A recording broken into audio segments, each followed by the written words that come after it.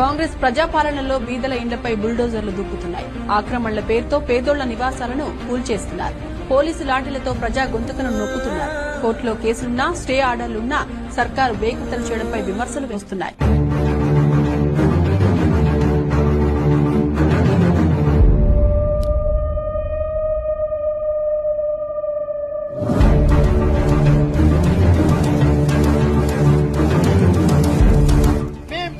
Project పూర్తి చేసే బాధ్యత 50,000 కోట్లతోటి మూసి లక్ష్యాలను చేసి with a project cost of rupees 70,000 crores. మూసి పరివాహక అభివృద్ధి కోసం 5 ఏళ్లలో 1,50,000 కోట్ల రూపాయలతోని ప్రణాళికలు సిద్ధం చేసి తొందరలోనే పనులు ప్రారంభించబోతున్నాం.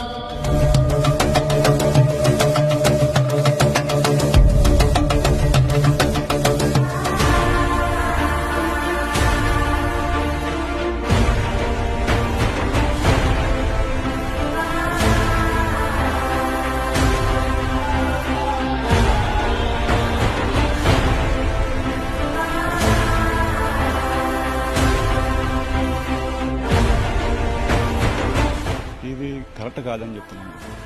ఓకే, ఒకటి నిలబెట్టడం చాలా కష్టం, పలగడతాం ఒక్క నిమిషం, ఒకే ఒక్క నిమిషం.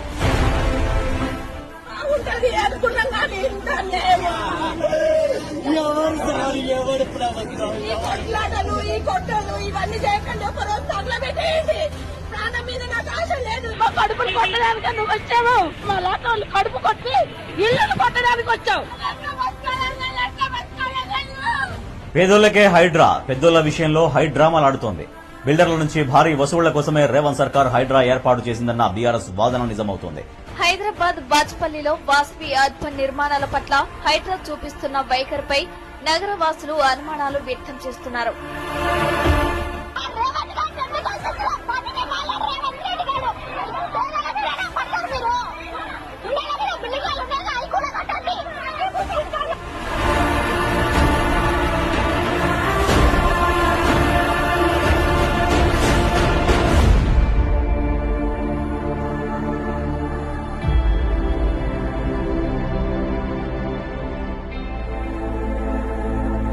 ఎంతమంది కుటుంబాన్ని మేమున్నాము, మీకు టెన్షన్ పడాల్సిన అవసరం లేదు. మీరు బాధపడకండి సార్, వాళ్ళందరూ ఉన్నారు తెలితే. హైడ్రా అధికారులు తన ఇంటిని కూలుస్తారన్న భయంతో మహిళ ఆత్మహత్య చేసుకున్న ఘటన కూకట్పల్లిలో జరిగింది.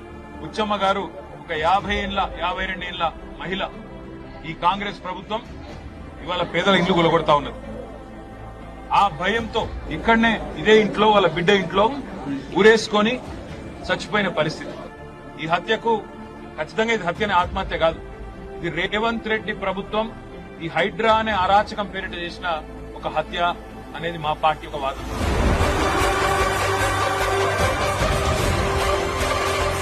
మూసీ పరివాహక ప్రాంతాల్లో బీఆర్ఎస్ ఎమ్మెల్యే పర్యటిస్తూ బాధితులకు అండగా నిలబడుతున్నారు. ఇక్కడికి వస్తుంటే అక్కడ ఒక అక్క అడిగింది, అన్న మరి మా మీద మార్కింగ్ ఇచ్చిండ్రు ఆర్బీఎక్స్ అని, ఏం చేయాలన్నది.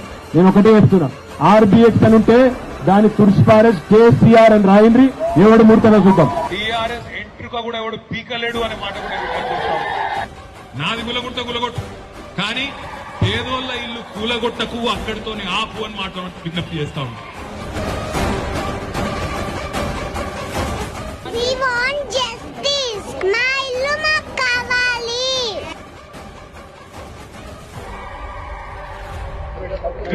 ఇచ్చే మాట ఒకటే, ఏది ఏమైనా సరే మేము జైలుకు పోయినా సరే ఆ మేమే వస్తాం, మేమే ఉంటాం.